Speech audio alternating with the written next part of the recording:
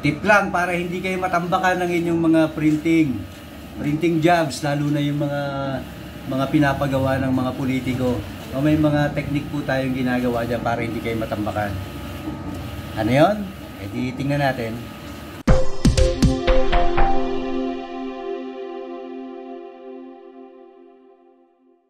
Ito ang pinaka-tip na pwede natin gawin. Yan. Habang nagpiprint, pwede mo nang i-cut yung iyong tarpaulin. Pero ingatan mo lang habang kinakat mo kasi baka tumama ka dun sa head. At habang nagkakat ka, habang nagpiprint at nagkakat ka, imo-monitor mo rin. Baka mamaya wala na palang buffer yung iyong tarpaulin dito sa likod, especially kung walang sensor ang makina mo. Pero kasi mga makina may sensor, kapag na-detect niya na konti na lang yung tarpaulin na natitira, automatic niyang ibibigay yung kailangan mo. Pusa siyang iikot. So since ang makina natin, makina ng glitter, wala namang sariling sensor kasi hindi naman ito kamukha ng mga high-end na makina dyan na nabibili.